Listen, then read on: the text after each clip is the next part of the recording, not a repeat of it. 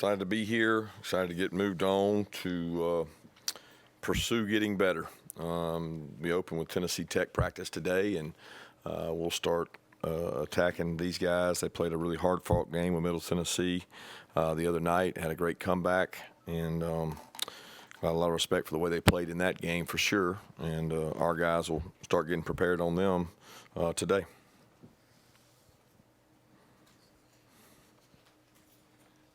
Yeah, Coach. When we spoke to you last week, you kind of talked about Clemson, and Carson talked about Clemson being a man-to-man football team that likes to send a lot of pressures as a defense. When that's the identity of a football team, and they come out playing a lot of zone coverage to start the football game, I'm curious how you guys adjusted as a staff, and did that kind of catch you by surprise? Not necessarily. They've been a pressure team, but they're not necessarily man-to-man pressure. They play a lot of forms of pressure, very similar to what we do in terms of zone, sims, and two traps mixed in with some man-to-man. And they probably played a lot of more single-high man and zone than they have in the past to load up on the run. But I wouldn't say anything our offense gets surprises us because we have a huge volume of defense. So they typically get exposed to a lot of defensive structures. But that's neither here nor there. You can do a lot and be no good at it, or you can do a lot and try to be good at it. It's a lot more about the players. Kirby, you were talking about the green dot helmet philosophy on defense. It's not necessarily the single color. Can you share who wore the green dot and expound on that? And will it be the same every week, or is that something that could change from week to week? I hadn't really thought about it. I mean, we share who uses it every day in practice. I'll be honest with you, I don't even know. I mean, CJ had it some, Smile had it some, Raylan might have had it some. We have two helmets, so it depends on which pairing of players are in. We have other players that have green dot helmets in case they have to play a position that they're not normally playing. And we had a couple situations like that Saturday that we thought might happen with injury, so we had other guys ready and prepared to use the green dot. But as far as I know, we just had the linebackers using it.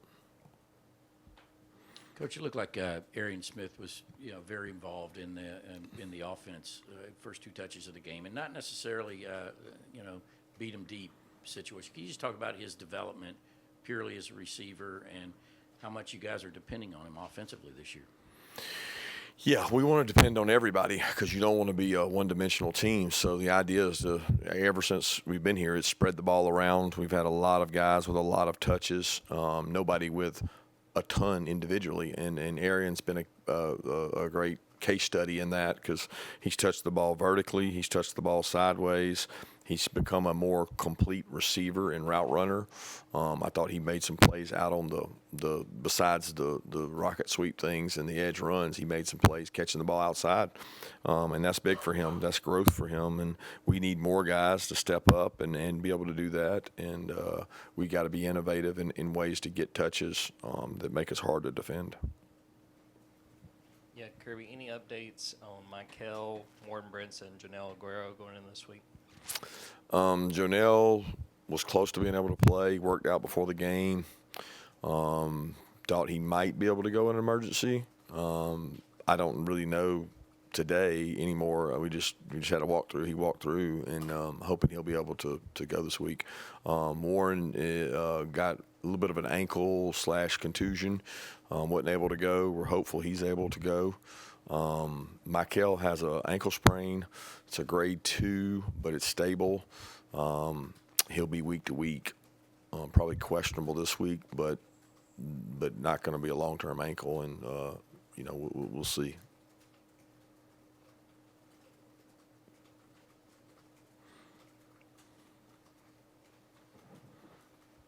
This is sort of an off-topic question, but I'm curious. Obviously, so much of your time is devoted to today and this week and that sort of thing. But when you're thinking about, and there's probably more an off-season thing, the bigger picture direction of the program, whether it's how to navigate NIL or the portal or replacements for your coaches, what's your process for making those decisions? All of them? Maybe let's pick out the NIL, I guess. How do you come to a decision? Here's how we want to do this. Just organizational conglomeration of information. I mean, there's I can't answer that question. Just I'm very process detail oriented. We have a way we go about things. We talk about it. We visit with others. We brainstorm. We do what any good business would do, and we try to make the best decision. But I mean, when it comes to NIL, it's you know, what can we raise? What do we have? What do we have available? What's the best value, and what kids fit our culture, and who's going to be unselfish and come here and play for University of Georgia and not just for the money. There's a lot of things that go into that decision, and those other decisions you talked about, there's a ton, especially in the offseason.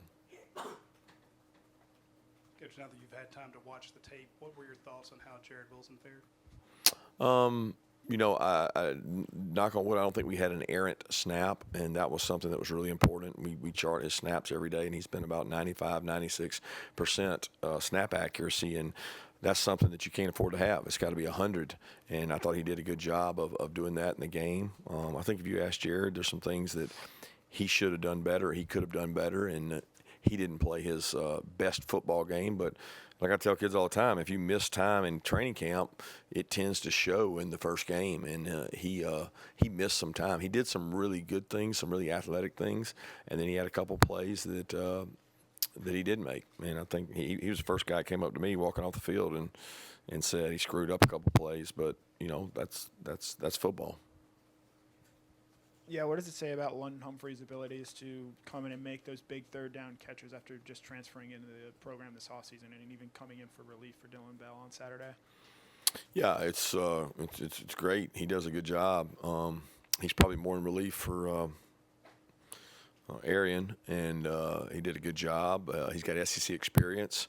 I think that's what, you know, the portal provides you, to go get a guy that's been successful and played well in our conference.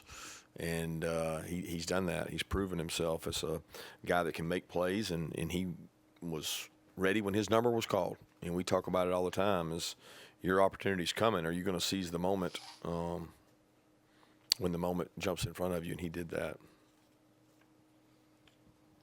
Kirby, after reviewing film, what were your impressions of Malachi when he played the star, and what kind of flexibility does that give you in personnel when he's able to play there? He did a nice job when he played the star, especially for a guy that didn't rep there but last week a few times. I mean, he didn't get any reps in camp there, so he did a good job jumping in and filling that role.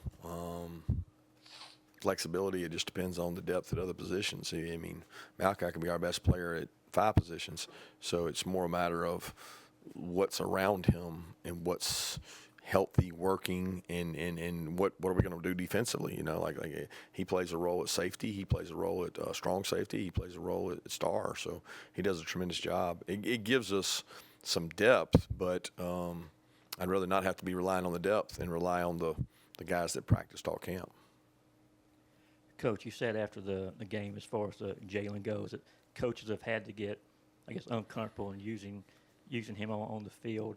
I just wonder, how many guys have you been around in your career who can go inside out like that with the ability that Jaylen has? And what is it about that skill set that makes him able to do that successfully? Well, we're unique in our defense. I shouldn't say unique. I don't know how many others do what we do defensively, because I'm not in their programs. So we're very different in regards to what NFL scouts and personnel tell us, that we still train, you know, outside backers to be Sam outside linebackers, and learned a long time ago that you need to develop 2 skill sets, because the game has changed and evolved to be more spread oriented. So these guys that played outside linebacker against a 2-back eye set, they weren't finding homes. They might have a home in the NFL, but they didn't have a home in college. And we make promises that we're going to develop you in multiple ways. I mean, going back to Natrez Patrick, he could play into the linebacker, and he could also play inside backer, and he was used to rush and do things here. Lorenzo was that way. Quay Walker started as an outside backer and inside backer, and had flexibility. So we think it's part of your growth. We say all the time, you're going to get 98% of your football reps in practice, so why not experiment and grow? And that 2% you get to play in the game, you get to show off all these things you learned. And then when the next level comes calling, they've seen you do multiple things. And it's really important to them that you can still play into the linebacker, because their style of football still has some traditional nature to it, as opposed to college is very different now. So I'm very proud of Jaylen, because he's had to really grow and get uncomfortable at inside backer. He's more natural at his outside backer position. Kirby, what were your impressions of KJ in his first game? KJ's very confident. He's played more football than most seniors. He's been playing since he was 6 years old in the heart of Atlanta, in one of the toughest leagues there is to play football. And he's played up against older kids all his life. He's extremely athletic. The moment's not too big for KJ. He's very gifted athletically, but he also has great football instincts and intuition. He's been coached by his father, and he's tough. And so I think that gives him a leg up on other guys coming in, because he's just been playing football so long. Yeah, having a chance to review the tape, what'd you see out of Damon Wilson in his first game against Clemson? Effort, like I did last year. There's things he's got to improve on and do better. He missed a couple opportunities to make a couple plays that I thought he should have made. But he's, I don't judge Damon on that body of work of those snaps. I judge Damon on the body of work of the 1,000 snaps he's had in camp. And he's had a really good camp. He's improved himself physically. He can play more downs now. He's got to continue to get stronger and maintain his weight. But just the few snaps our guys didn't play many snaps. I think we had 56 or 57 snaps. So, we didn't have, I think we had 18 guys that played over 28 snaps on the whole team. So there weren't a large number of snaps played by anybody. So that body of work is not real big. Yeah, Coach, you mentioned the snap count. That Clemson offense, I believe, led the nation last year in plays per game at 77. What was the key to limiting their amount of touches in the football, and were you surprised they huddled as much as they did? I really don't know what their decisions are for their offense. It's when you stop people on third down and you're hard to run the ball on, you're not going to have a lot of snaps. And we were fortunate to get off the field on some third downs. They were also unfortunate. They had a couple drops early that would have gotten them rolling. So, it is what it is. As far as the snap count numbers, I think people with the headsets, you may end up with less plays than normal because of people wanting to wait and talk. Coach, you mentioned Aryn's improvement, and he talks about in fall camp just becoming more consistent. I know it's only one game, but how have you seen him prioritize that? Oh, Aryn works. There's no harder worker on our team than Aryn Smith. I mean, he's a product of a really tough physical program, and he'll tell you today he stands in front of the team and he is just completely different person. He had never had to practice and strain like he does here, and he has made decisions that he wants to be really good, and so he works really hard at it. I mean, there's not a play that I can find where Aryn doesn't run hard to the ball or try to block somebody and do something extra, and it's that way on special teams. He made a huge special teams play in the game and continues to improve by doing those things. Kirby, what kind of jump have you seen from Lawson in his second year in the program?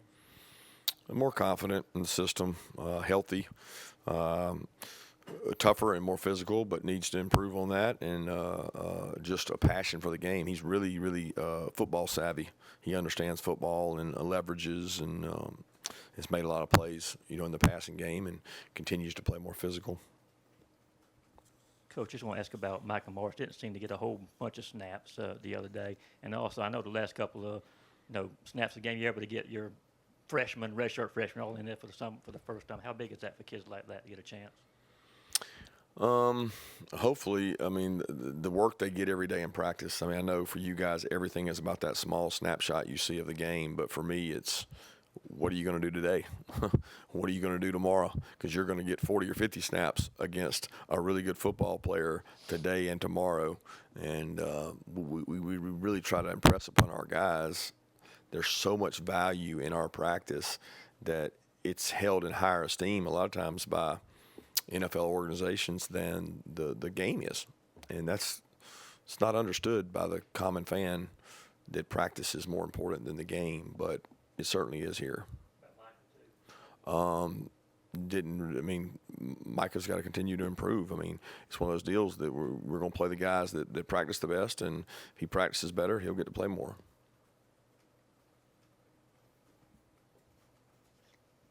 Kirby, can you comment on Anthony Evans? And I'd agree about practice, so I'm hoping maybe we'll get some availability practice this week.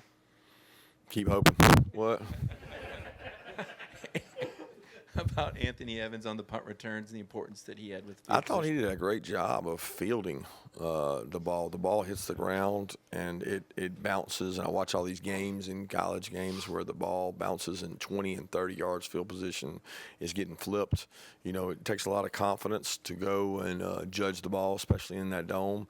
And there were some strange punts. There were some balls doing some crazy spin. It was a left-footed punter. So, you know, one of the wins of the game for us was not letting the ball hit the ground and bounce. He did once, and it went in the end zone, which was a judgment call by him. So I was very pleased with what he was able to do in terms of punt return. Two questions for you, Kirby. One, after your Mike Bobo was done after the game, being able to talk to Carson, what was the review of the whole headset thing? Did he like it? Could Carson hear?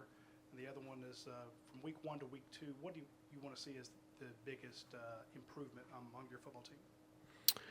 I can't pick one thing on improvement. I mean, there's so many things that we got to do better. I mean, all of it. I mean, there's just a lot there that we want to improve on, and you know, some of what you're doing is dictated by who you play.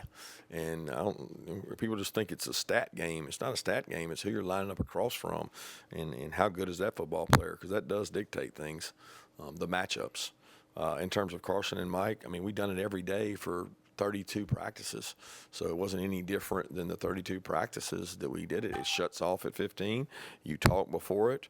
It wasn't any different than our scrimmages. It was exactly like we practice, and we've had probably 60 walkthroughs.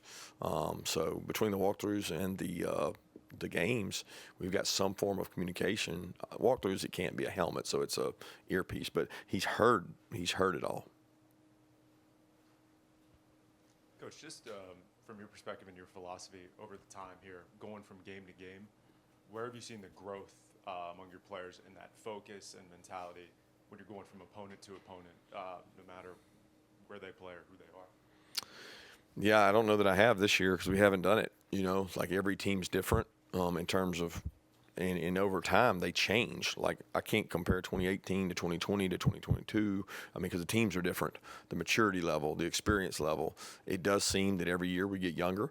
So every year it's a greater burden and challenge on the older players to set the standard and hold people to how we go about our preparation and putting a game behind us and moving on to the next one. But it's the same for the coaches, and we don't change how we go week to week. We have a protocol, we have a checklist, and we follow that.